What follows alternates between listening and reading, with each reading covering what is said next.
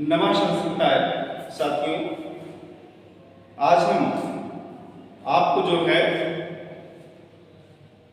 अजंत pulling प्रकरण का शब्द रूप जो है ट्रिक में याद कराएंगे कि जैसे आपने एक शब्द रूप को याद कर लिया, उसी के समानांतर अन्य रूप भी चलते हैं। आप उनको जो है उसी के आधार पर उसको जो है लिख सकते हैं, याद कर सकते हैं।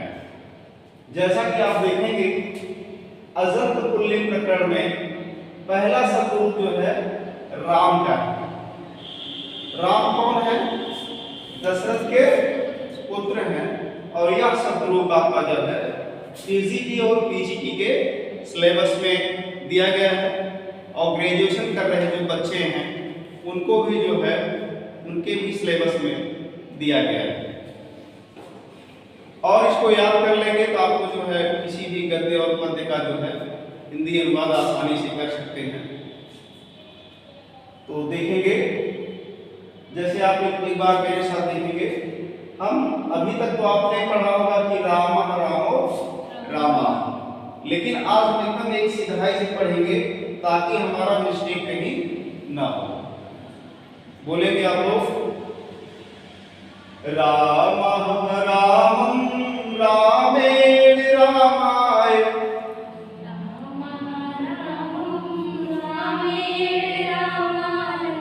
प्रथमा द्वितीया तृतीया चतुर्थी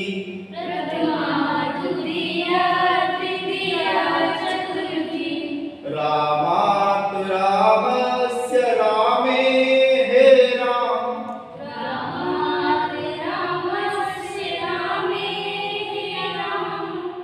पंचमी षष्ठी सप्तमी संबोधन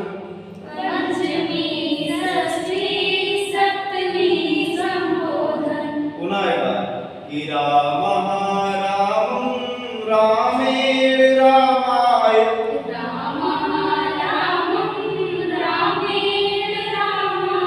प्रथमा द्वितीया तृतीया चतुर्थी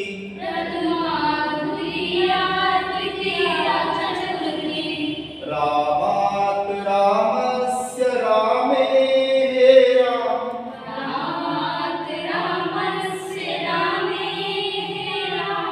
पंचमी षष्ठी सप्तमी संबोधन।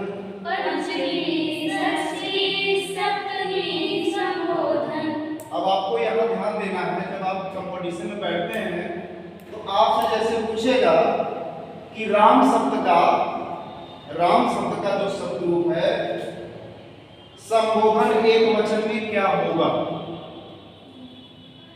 संबोधन एक वचन में कौन सा स्वरूप होगा? तो आप सोचते हैं कि जो प्रथमा विभक्ति होती है वही संबोधन में भी होता है। तो यहाँ देखेंगे रामा प्रथमा विभक्ति में विसर्ग लगा हुआ है, लेकिन संबोधन में विसर्ग नहीं लगा है।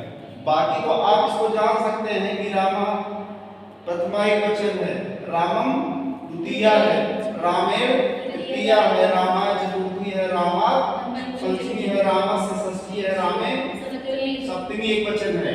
लेकिन अगर यदि आपसे पूछता है परीक्षा में कि रामा यानी प्रथमा एक वचन में विसर्ग है लेकिन संबोधन में विसर्ग नहीं है, ठीक? आगे आप देखेंगे, फिर जब आएंगे आप द्वितीय वचन में तो रामो रामो दो बार आता है, यानी प्रथमा में भी आएगा और द्वितीय में भी आएगा द्विवचन में। तो रामो रामो शब्द आया जिसका मतलब प्रथमा और द्वितीय में द्वितीय वचन में आता है, ठीक? आगे देखेंगे रामाभ्याम रामाभ्याम रामाभ्याम, यानी तृतीय चतुर्थी पंचमी का जो द्विवचन रूप होता है उसमें जो है रामाभ्याम रामाभ्याम रामाभ्याम 3 बार आता है। तो ये चीज जो है परीक्षा में कंपटीशन में नहीं पूछा जाता है, केवल आपको दिमाग में बनाना है कि तृतीय चतुर्थी और पंचमी में द्वितीय द्विवचन में 3 बार रामाभ्याम रामाभ्याम रामाभ्याम आता है, ठीक? उसके बाद देखिए षष्ठी और सप्तमी में रामयोग रामयोग शब्द आता है। 2 बार आता है। कितनी बार आता है? 2 बार। अगर पूछ लिया कि रामयोग कौन सी विभक्ति का कौन सा वचन है, तो आप कहेंगे षष्ठी विभक्ति और सप्तमी विभक्ति का 2 वचन। क्योंकि ये कहाँ आता है? रामयोग, रामयोग 2 बार आता है। क्लियर हुआ ना? रामो आप देखेंगे, कहने का मतलब जो द्वितीय द्विवचन और द्वितीय द्विवचन और प्रथमा द्विवचन में राम शब्द आता है, वही जो है संबोधन के द्वितीय द्विवचन में आता है। जैसे यहाँ लिखा हुआ है वैसे यहाँ लिखा हुआ है। अब आपसे पूछता है कि राम शब्द का प्रथमा बहुवचन क्या होगा, तो क्या हो जाता है? राम। क्योंकि यहाँ राम से एक व्यक्ति का बोध हो रहा है, यहाँ राम से 2 व्यक्तियों का, 2 राम का बोध हो रहा है। और यहाँ रामा शब्द आ जाता है, यानी बहुवचन 2 से अधिक जब होते हैं वहीं पे बहुवचन शब्द आता है। तो यहाँ पे रामा रहेगा। तो ये आप कंफ्यूजन नहीं करेंगे कि यहाँ अन्य कहीं आएगा, आएगा तो बहुवचन में आएगा, यही हमेशा पूछा जाएगा। अच्छा यहाँ पे देखिए, यहाँ पे बच्चे मिस्टेक कर जाते हैं, कहते हैं रामम रामम रामो, रामाय रामायण या रामम ही कर देते हैं। तो यहाँ क्या रहेगा? रामायण रहेगा। क्या रहेगा? अगर आप बालक कहेंगे तो बालकान हो जाएगा, वृक्ष का करेंगे तो क्या हो जाएगा?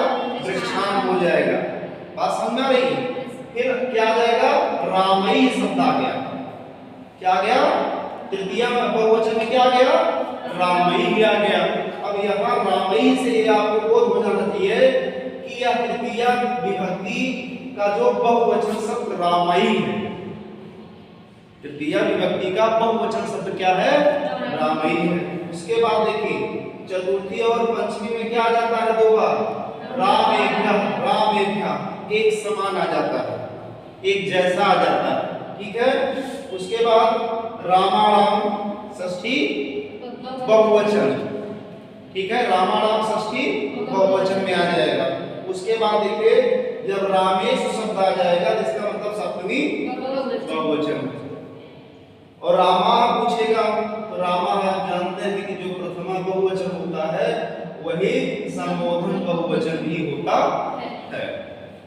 पुनः एक बार आपके रिवीजन करेंगे कि रामः रामं रामेण रामाय,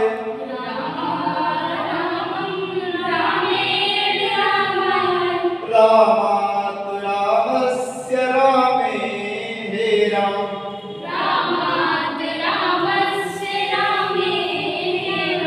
ठीक। अब इसी आधार पर अन्य रूप को आप ले लीजिए, जैसे बालक का। ठीक है, आप मान लीजिए आपको राम का शब्द रूप याद हो गया, तब आप उसी के आधार पर इनका भी रूप जो है लिखकर याद कर सकते हैं, गा सकते हैं। आप बिस्तर पर लेटे हुए हैं तो लेटे लेटे इसे पढ़िएगा आज आप लोग जाकर के घर। ठीक है, आप कहेंगे कि बालका बालकम बालकेन बालकाय,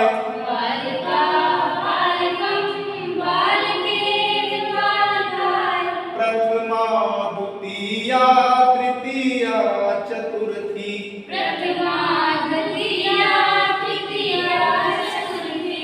बालिकात् बालकस्य बालके हे बालक,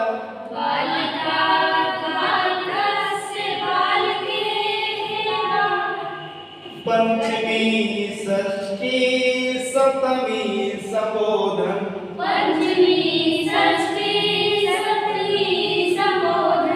उसी हिसाब से यहाँ क्या हो जाएगा? बालको बालको बालकाभ्याम बालकाभ्याम बालकाभ्याम बालकयो बालकयो बालको। अब ये ध्यान देना है कि जहाँ ये षष्ठी और सप्तमी आएगा, बालकयो शब्द आएगा, वहां पे विसर्ग लगेगा। अगर विसर्ग नहीं है तो आप अगर विसर्ग को नहीं ध्यान देंगे तो आपका प्रश्न जो है टीजीटी और पीजीटी में जब बैठेंगे तो वहां गलत हो जाएगा। क्योंकि यहाँ पे विसर्ग का भी वैल्यू उतना है जितना इस हलंत का, अनुस्वार का। ये चीज आपको बहुत बारीकी से ध्यान देना है। उसी तरह से यहाँ भी क्या हो जाएगा? बालका बालकान बालकैः बालकेभ्यः बालकेभ्यः बालकानाम, बालकेषु, बाल का।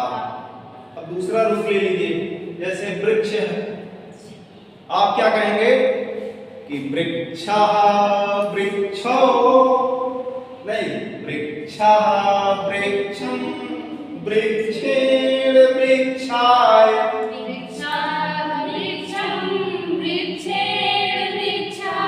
प्रथमा द्वितीया तृतीया चतुर्थी,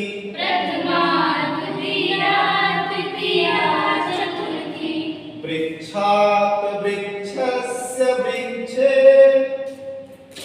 हे वृक्ष,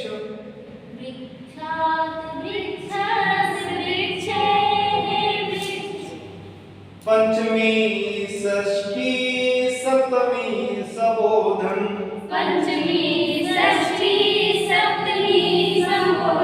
उसी हिसाब से देखेंगे। जैसे पुत्र का है, क्या कहेंगे, पुत्रः पुत्रं, पुत्रेण पुत्राय,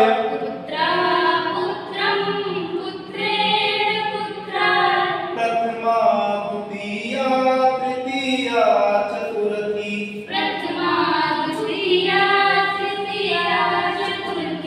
पुत्रात् पुत्रस्य पुत्रे, हे पुत्र,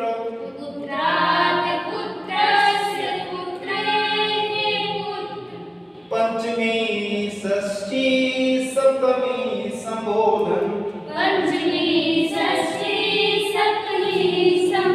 समझ में आया ना?